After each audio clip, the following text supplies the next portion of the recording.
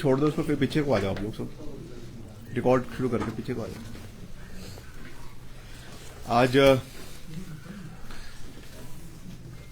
आप सबका मैं इस प्रेस वार्ता में स्वागत करता हूं और इसका विशेष कारण आज की प्रेस वार्ता का, पिछले 2 दिन पहले हमने अपने विभाग के अधिकारियों के साथ वीसी के माध्यम से एक स्टॉक टेकिंग मॉनिटरिंग मेथड के रूप में बैठक करी थी, जो आगामी स्नोफॉल सीजन प्रदेश के अंदर आने वाला है। दुख की बात है कि अभी तक बर्फ नहीं पड़ी है और ऐसी पहले लग रहा था कि नई साल में अच्छी बर्फ जो है वो प्रदेश में और प्रदेश की राजधानी में पड़ेगी, मगर अभी इस तरीके का अगले 8-10 दिन का कोई भी स्नो सीजन का मेटेरोलॉजिकल सर्वे के माध्यम से कोई इस तरीके का कोई नहीं दिखा रहा है।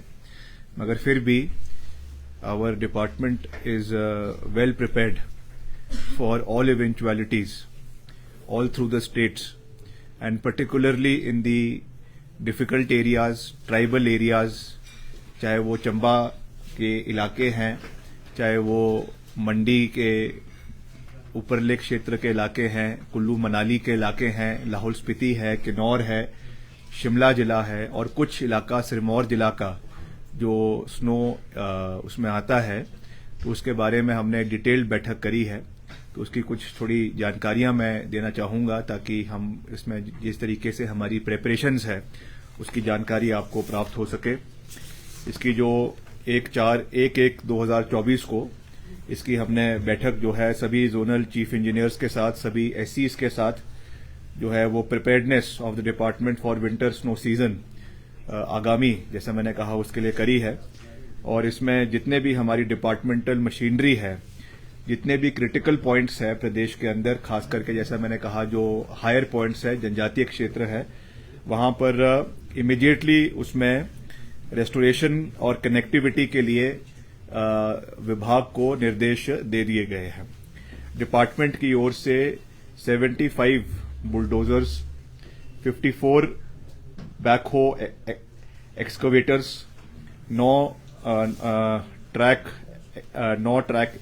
एक्सकवेटर्स और 19 ट्रैक एक्सकवेटर्स और जो है skid stairs loaders snow division में हमने इनको तैनात करने के प्रक्रिया शुरू हो गई है। In addition to this 18 number machinery from non snowbound area has also been deployed. जो हमारे निचले इलाके हैं, चाहे कांगड़ा है, चाहे ऊना है, चाहे हमीरपुर है, वहां पे जो मशीन्स अवेलेबल थी, जेसीबीज है या पोकलेन्स है, उनको भी हमने टेम्पररीली अगले 2 महीने के लिए वहां से शिफ्ट करके हायर एरियाज में भेजने का निर्णय जो है वो सरकार ने, हमारे डिपार्टमेंट ने लिया है, ताकि वहां पर जो सबसे बड़ा एक समस्या हमको देखने को मिलती है, जिसको मैंने विपक्ष के समय में भी बड़ी गंभीरता से उठाया था जब मैं विपक्ष में था, कि स्नो क्लियरेंस के समय में बहुत धांधली हमको देखने को मिलती है। ठेका कितने का दिया जाता है स्नो क्लियरेंस का, क्योंकि उसका कोई रिकॉर्ड तो रहता नहीं है, कितनी बर्फ साफ हुई है और उसमें कैसे जो है वो एक भ्रष्टाचार का अड्डा बन गया था। इससे निपटने के लिए हमने कम से कम हायरिंग जो है वो मशीन्स की हमने करी है और ज्यादा से ज्यादा मशीन्स हमने लोअर एरिया से डिपार्टमेंट की मशीन्स को ही ऊपरले एरियाज में किया गया है। और मैं आपको ये भी बताना चाहूंगा कि हमने नई मशीनरियां भी ली है। Department has purchase 14 number of backhoe excavators, 3 number skid steer loaders and 2 new snow blower machines. ये पहली बार हिमाचल में ली जा रही है। एक स्नो ब्लोअर को रोडू डिवीजन में रखा गया है और एक को रामपुर डिवीजन में रखा गया है। और ट्रैक एक्सकवेटर्स एंड ये और 2 नंबर आपकी ट्रैक एक्सकवेटर्स।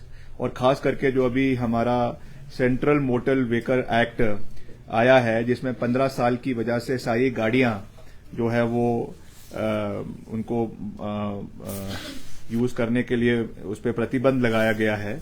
तो उसके चलते ये नई गाड़ियां जो है हम नई मशीन्स हम ले रहे हैं और इससे मुझे लगता है कि आने वाले समय में अच्छा हमको एक सहयोग इलाके में और प्रदेश में जितने भी हमारी एक्सकवेशन का कार्य है या रेस्टोरेशन का कार्य है उसके लिए ये कार्य उसमें ये जो है वो साबित होगा। इसके साथ साथ जो है हमारी 21 करोड़ की लागत से 109 ये इम्पोर्टेंट है, 21 करोड़ रुपए की लागत से 109 नई मशीनरी खरीदी गई है और 27 करोड़ की लागत से 104 मशीनरी की खरीद अभी प्रक्रिया में है, जिसमें जेसीबीज है, पोकलेन्स है और आपकी यूटिलिटी व्हीकल्स है और आपके जो है वो ये जो है टिप्पर्स है, इनका प्रोसेस जो है वो चला हुआ है और आवश्यकता अनुसार इन्हें प्रदेश के अलग अलग कोनों में जहां पर भी इसकी आवश्यकता होगी इसको भेज दिया जाएगा। तो ये खास करके मैं पर्टिकुलरली जो आपका स्नो सीजन है उसके बारे में ये जानकारी दे देना चाहता था, एक ओवरऑल व्यू, क्योंकि अब हमारा नया साल भी शुरू हुआ है और पिछले साल की जो हमारी मोटी अचीवमेंट्स, बड़ी अचीवमेंट्स, मैं माइन्यूट उसमें नहीं जाना चाहूंगा, जो पिछले मेरे खास करके under my leadership in the department जो हमारी एट अ ग्लांस जो हमारी अचीवमेंट्स रही है डिपार्टमेंट की, वो भी मैं आपके सामने रखना चाहूंगा। पीएमजेएसवाई 3 में हमको 254 सड़कों में लगभग 2700 करोड़ रुपए पिछले एक साल में मेरे डिपार्टमेंट को जो है वो केंद्र सरकार से अप्रूव हुए हैं, जिसका बारी बारी हमने जिक्यान भी किया है और इसका आपको जानकर खुशी होगी कि तीनों प्रक्रियाएं इसमें आपकी आती हैं जो 2700 किलोमीटर है, एक एफडीआर टेक्नोलॉजी है, एक सीटीबी टेक्नोलॉजी है और एक आपका कन्वेंशनल मेथड्स है। आज सुबह ही मैंने इसमें डायरेक्शंस दिए हैं कि तीनों सड़कों पर अगले एक हफ्ते के अंदर अंदर सारे टेंडरिंग प्रोसेस 2700 किलोमीटर के पूरे हो जाने चाहिए और उसके बाद ये खुलेंगे, उसकी फाइनेंशियल बिड्स खुलेगी, टेक्निकल बिड्स खुलेगी और इस महीने यानी जनवरी के एंड तक ये अवार्ड होने शुरू हो जाएंगे। तो मार्च के महीने में इसका काम जो है पूरे प्रदेश के अंदर करीबन 2700 किलोमीटर का कार्य शुरू हो जाएगा। ये अपने आप में सबसे बड़ी अचीवमेंट है कि पहली बार इतना बड़ा पैकेज जो है वो हमारे डिपार्टमेंट को केंद्र सरकार से मिला है। मैंने विधानसभा के अंदर भी उसके लिए केंद्र सरकार का धन्यवाद किया है और आज मीडिया के माध्यम से भी ऑन रिकॉर्ड इसके लिए मैं केंद्र सरकार का धन्यवाद कर रहा हूं। नाबार्ड जो हमारी विधायक प्राथमिकता है उसमें भी पिछले एक साल के अंदर हमारे ही सरकार में, हमारे कार्यकाल में 708 करोड़ रुपए की लागत से 109 योजनाएं प्रदेश के अंदर स्वीकृत हुई। इनका टेंडरिंग प्रोसेस लगभग सबका कंप्लीट हो चुका है, कई अवार्ड भी हो चुकी है और इनका कार्य भी प्रदेश के अंदर 708 करोड़ रुपए की लागत से जो हमारे 109 योजनाएं प्रदेश के अंदर है उसका काम भी चला हुआ है। सीआरएफ के माध्यम से हमको 295 करोड़ जो है वो 5 योजनाओं के लिए, चाहे वो ब्रिजेस है चाहे वो सड़क है, उसके लिए एक साल के अंदर 295 करोड़ रुपए मिला है। उसका कार्य भी प्रदेश के अंदर अलग अलग उस पर जो है वो चला हुआ है और उसकी अगर आप डिटेल जानना चाहते हैं तो हम उसको आपको बाद में उसके बारे में जो है वो प्रोवाइड करवाएंगे। और 18 करोड़ रुपए की लागत से 12 नए वैली पुल, वैली ब्रिजेस जो है वो 12 हमने खरीदे हैं और आपने देखा कि ये जब डिजास्टर के समय में कितने जो है लाभकारी सिद्ध हुए। चाहे वो ठियोग का वैली ब्रिज था जो रिकॉर्ड समय में हमने 8 दिन के अंदर इंस्टॉल करवाया, वैसे ही जो हमारी कुल्लू में सेंज घाटी है जहां का मैंने खुद दौरा किया, अभी वहां पे 2 ब्रिजेस हमने उनका लोकार्पण किया, जिससे पूरी आपकी जो सेंज घाटी है आपके बंजार में वो पूरी तरीके से कट गई थी और इन ब्रिजेस की वजह से वापस वहां पे यातायात जो है वो रेस्टोर हुई है। तो ऐसे 12 वैली ब्रिजेस हमने 18 करोड़ रुपए की लागत से खरीदे हैं और इनको हमने जो है 2 जगहों पे जो हमारे मैकेनिकल डिविजन्स है वहां पे हमने इनको स्टोर किया है। जहां पर भी आवश्यकता होगी in the times to come disaster के रूप में तो वहां पे इनको हम डिप्लॉय जो है वो किया जाएगा। मशीनरी के बारे में मैं कह ही चुका हूं और हाल ही में हाल ही में आई आपदा के कारण जो है 18 ये आपके वैली ब्रिजेस और 27 झूले जो है वो हमारे अलग अलग जगहों के ऊपर लगाए गए हैं।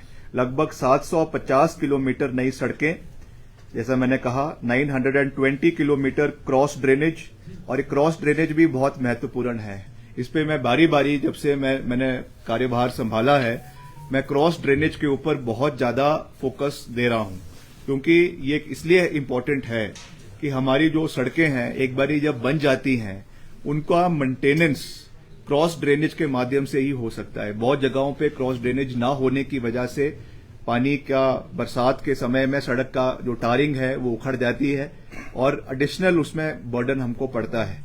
इसलिए क्रॉस ड्रेनेज का हमने ये प्रावधान रखा है और आपको जानकर खुशी होगी कि जो प्लानिंग डिपार्टमेंट है उन्होंने भी इसके अंदर तब्दीली करी है।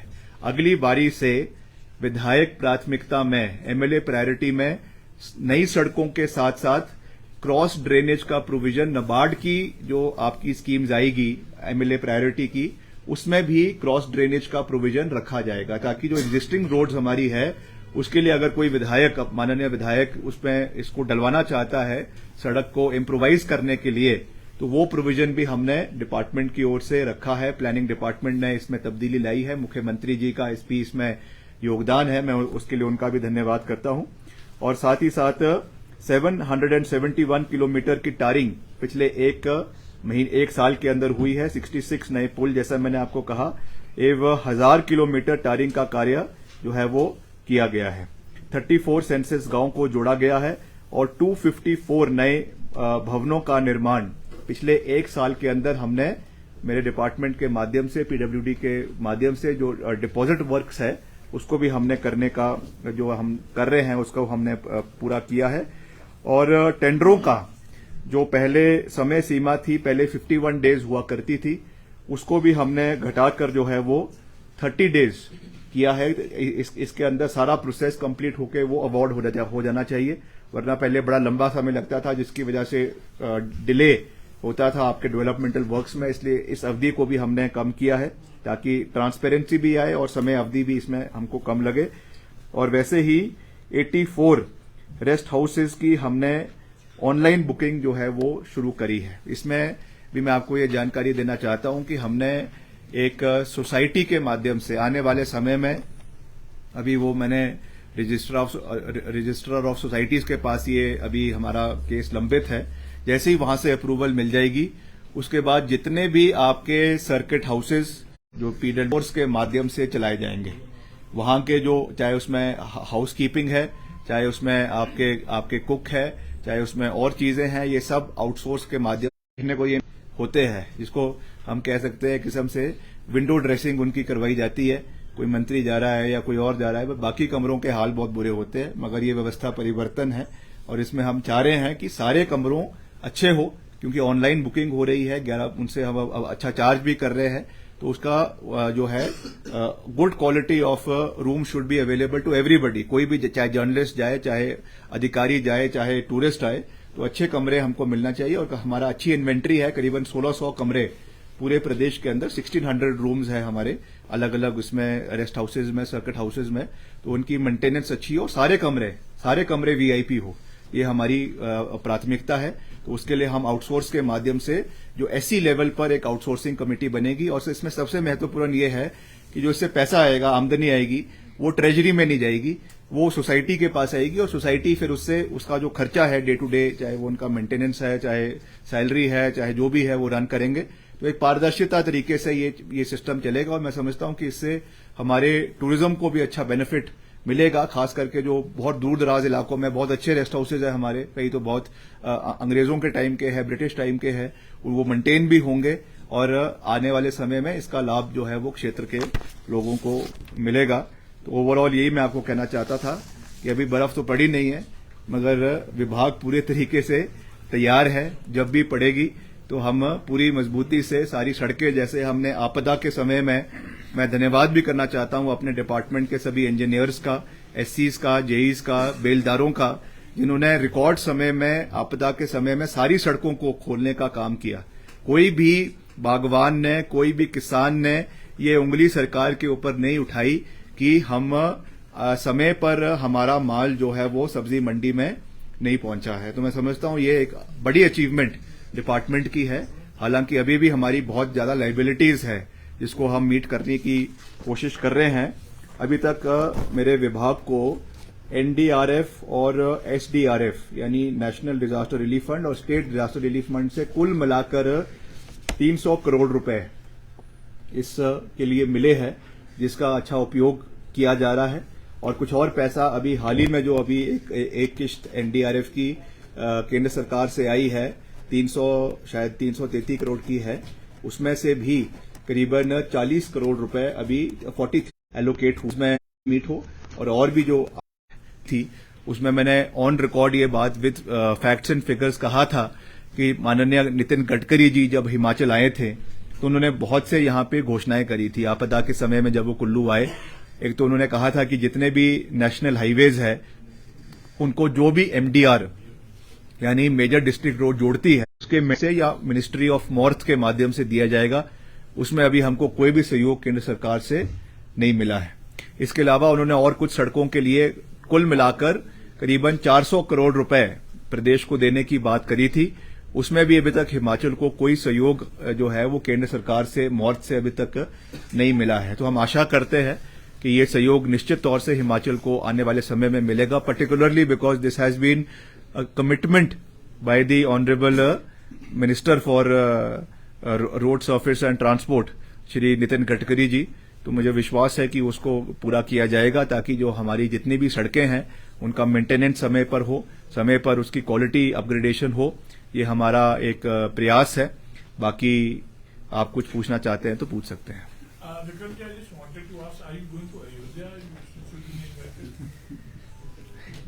अभी मैं बात कुछ और कर रहा हूँ, कुछ और बात।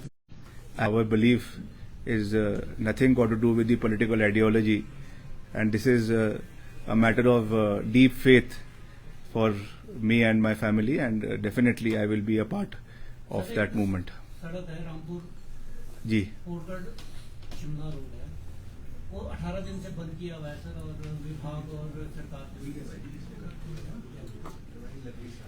कल इसके बारे में हमने पिछले कल ही इसकी हमने फाइल क्लियर करी है और इसमें एक हमने कमेटी का गठन किया है। वो वहां पे जाके फैक्ट फाइंडिंग तरीके से अगर उसमें कितना मुआवजा मिलना है क्या है उसके बारे में रिपोर्ट्स देंगे, वो हमारे पास आएगी और जो भी उसमें हमने कार्रवाई करनी है वो करेंगे। उतने को सड़क जो है वो खोल दी गई है। 6 महीने पहले भी ऐसा ही हुआ था सर, और उस टाइम मेरे लेवल से नहीं हुआ था, अभी हमारे लेवल से मैंने वो कमेटी का गठन किया है। उसकी बाकायदा रिपोर्ट हमें आएगी। उसमें वहां के एसडीएम को, वहां के पटवारी को और वहां का एक्सीएन को उसमें पार्ट बनाया गया है। उनकी रिपोर्ट हमारे पास आएगी और ऑन मेरिट उस पर हम कार्रवाई करेंगे। कितना नुकसान हुआ? हाँ जी, ये टोटल जो मैंने डिपार्टमेंट का कहा था करीबन 4,500 करोड़ रुपए का नुकसान पीडब्ल्यूडी डिपार्टमेंट को एज अ होल हुआ है, जिसमें सड़कों का भी है, ब्रिजेस भी है और जो कई बिल्डिंग्स भी हमारी बह गई थी वो है। Stretch of the roads in kilometers जिसको डैमेज हुआ है, if you have that figures, and how many bridges were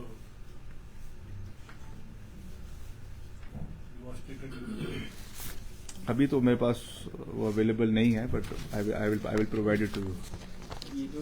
उसमें ब्रिजेस, काफी ब्रिजेस थे, उसमें से कई ब्रिजेस हमने भारत सेतु योजना के तहत भेजे भी है, उनकी रिपोर्ट अभी नहीं है मेरे पास वो कितनी सड़कें। विक्रमादित्य जी, राम मंदिर के मुद्दे पर आपने परिवार के फेत की बात की। 19 दिसंबर 2006 को जब पूर्व की वीरभद्र सरकार धर्मांतरण विरोधी कानून लाई थी, सत्ता की गलियारों में चर्चा ये हुई थी, हाईकमान के साथ उनकी दूरी और बढ़ गई थी। आपको नहीं लगता आप प्राण प्रतिष्ठा में जाएंगे तो आपके मंत्री की कुर्सी पर भी कोई खतरा हो सकता है?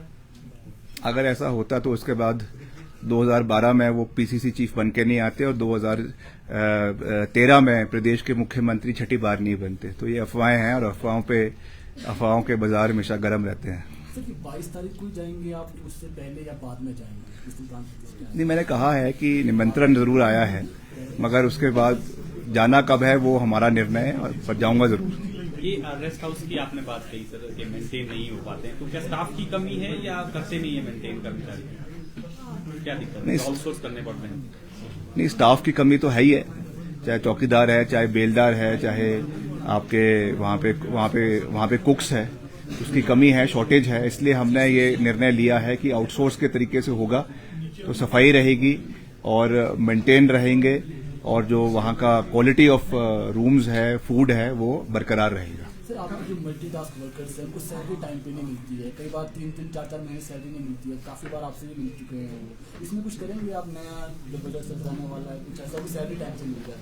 नहीं, हम प्रयास कर रहे हैं, थोड़ा सा फाइनेंशियल कॉन्स्ट्रेंट्स रहे हैं, नो डाउट इन दैट, मगर मैंने डिपार्टमेंट को ये निर्देश दिए हैं कि जो भी जितने भी हमारे मल्टीटास्क वर्कर्स हैं उन्होंने बहुत अच्छा काम किया है और उनको जो मानदेय मिलता है वो बहुत कम है, 4,500 रुपये मिलता है, तो वो महीने अगर हम उसको दिन के हिसाब से देखें तो 300 रुपये भी नहीं बन रहा है, जो मिनिमम वेजेस है वो भी नहीं बन रही है, इसलिए समय पर वो पैसा उनको मिलना चाहिए, ये बहुत इम्पोर्टेंट है। और मैं ऑन रिकॉर्ड भी ये बात कह रहा हूं कि आने वाले समय में उनके लिए, मल्टीटास्क वर्कर्स के लिए पॉलिसी बनाने का कार्य भी हम उस पर भी विचार कर रहे हैं ताकि उनके भविष्य को सेफगार्ड किया जा सके, इसके ऊपर भी हम जो है वो कार्य कर रहे हैं। आपने कहा कि स्नो ब्लोअर खरीदने की बात कही आपने, 4 करोड़ 22 लाख के आपने और 3 स्नो ब्लोअर है, तो क्या वो अभी पहुंच गए हैं हिमाचल में कि ऑर्डर दिया है? नहीं, आ गए हैं 2, नहीं ऑर्डर दिया है, अभी ऑर्डर दिया है, मार्च महीने तक आएगा। हाँ जी, हाँ जी। विक्रमादित्य जी, मुख्यमंत्री भी कह रहे हैं कि श्री राम में हमारी आस्था है और हम भी अयोध्या जाएंगे, तो सवाल ये भी है, आप भी कह रहे हैं कि हम अयोध्या जाएंगे, तो बार बार आप लोग क्लैरिफिकेशन क्यों नहीं दे रहे हैं कि प्राण प्रतिष्ठा में जाएंगे या बाद में जाने का कोई प्लान है? मुख्यमंत्री से आप नहीं, देखिए, इसमें मुख्यमंत्री जी से भी बात हुई है और सबसे बात हुई है, इसको बारी बारी इस विषय को लाने की आवश्यकता ही नहीं है। जब हम क्लियर कर चुके हैं कि जाएंगे, अब कब जाएंगे वो तो हमारी मर्जी है ना, हम किसी के बोलने पे थोड़ी जाएंगे, तो जब जाएंगे तब जाएंगे, तो जाएंगे। मैं ऑन रिकॉर्ड कह चुका हूं कि जाना है, अब कब जाना है वो व्यवस्थाएं हैं, अभी अगर हो सकता है उस समय बर्फ ज्यादा पड़ जाए, हमको यहाँ रहना पड़ेगा, तो वो देखेंगे। पर सवाल ये था कि मुख्यमंत्री से आपकी बात हुई है? हाँ, मुख्यमंत्री से हुई है, बात क्यों नहीं हुई है, रोज बात होती है, सुबह भी होती है, शाम भी होती है।